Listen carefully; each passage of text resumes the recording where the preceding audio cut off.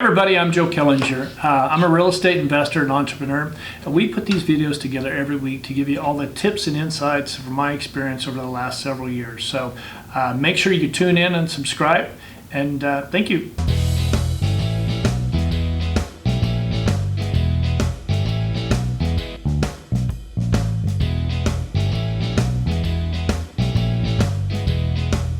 All right, everybody, thank you for tuning in today.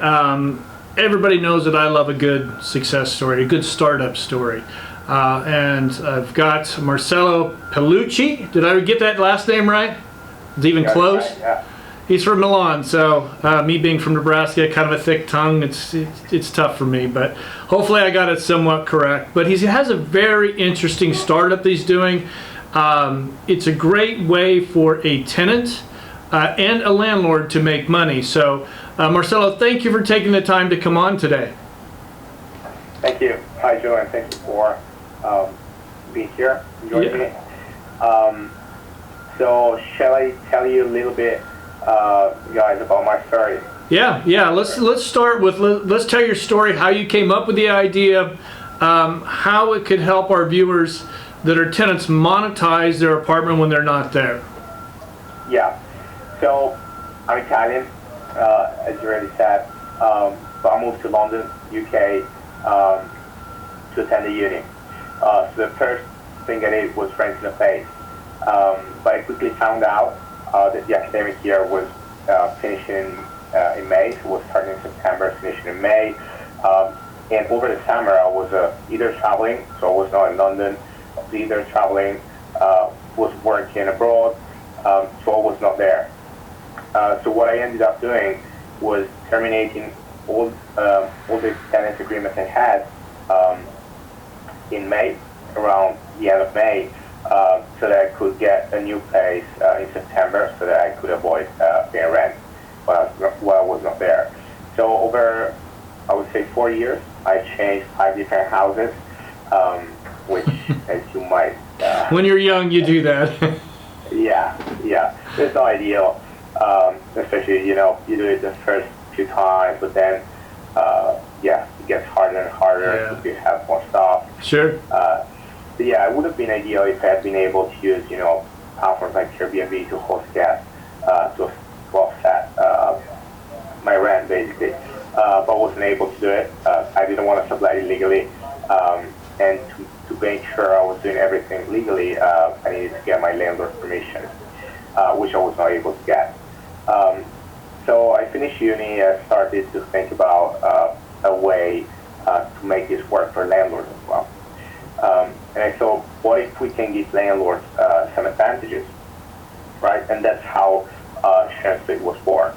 So the way it works is pretty simple. As a tenant, you list your property on our platform, as if you were an Airbnb. You create a listing. You give us your landlord's contact details. At that point, we get in touch with your landlords. We suggest to tenants, mention that we're going to get in touch with their landlords, otherwise it becomes a bit awkward.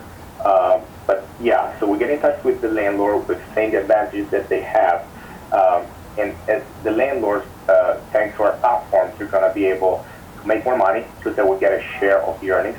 They're going to be made through hosting. Okay.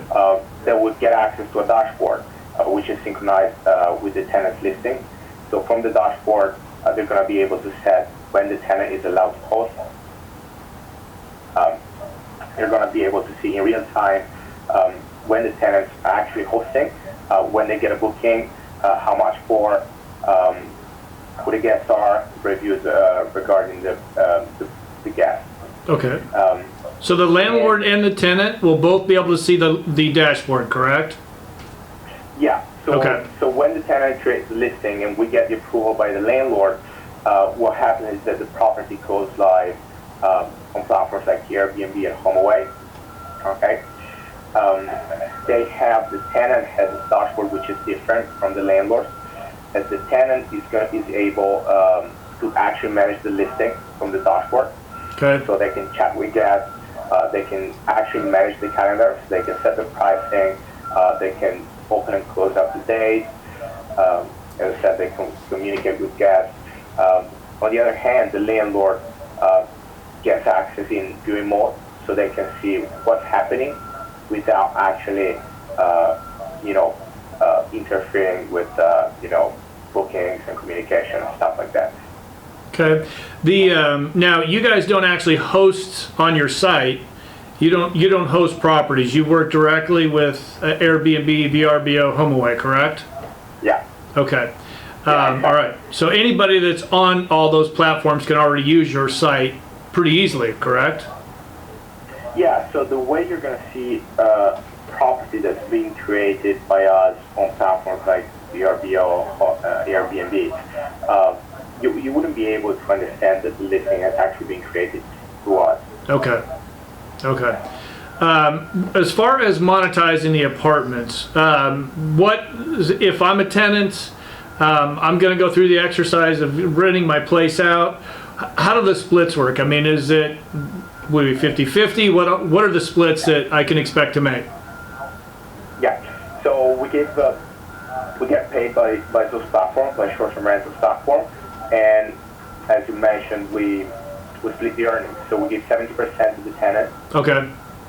20% to the landlord, and we keep a 10% commission fee. So the amount of money that the landlord gets is on top of the rent that the tenant is already paying. Yeah, I mean, and it's legal. It's a legal way to do it instead of illegally subletting your place out. They're making extra money for allowing it. The tenant's making money. It's kind of a win-win for everybody. And plus, what we think is the most important thing is that in this way, landlords prevent subletting from happening because it's illegal subletting, yeah.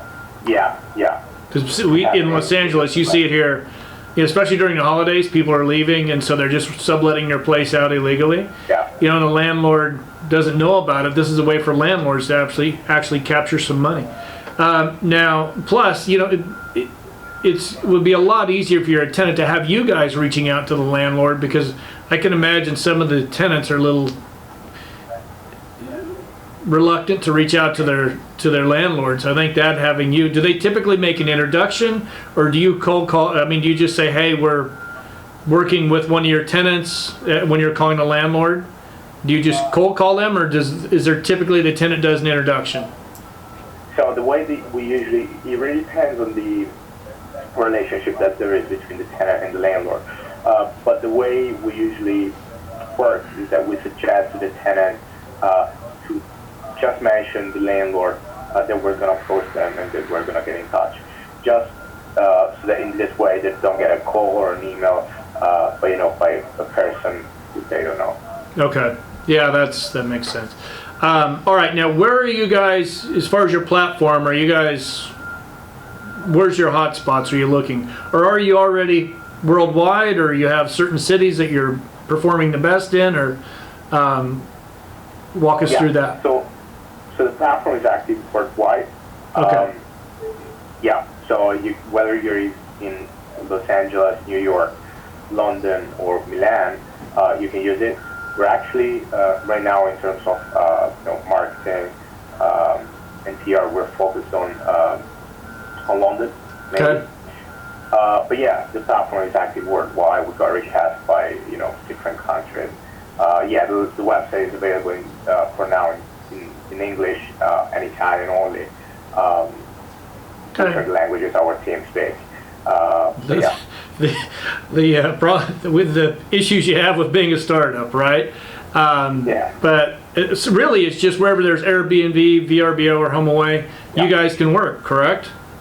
So correct. Any cities, but okay. Well, Marcello, thank you very much. I think this is a great platform that you have here, and I really think it's something that can resolve a lot of headaches for a lot of landlords, as well as generate more revenue. So thank you for taking the time today. I hope that this thing works very well. And for those of you that are watching, I'm going to put Marcello's information so you can get hold of the Sharensplit website or Marcello directly if you have any further questions. So thank you for tuning in today, and we'll see you again next week. Thank you, John. Thank you.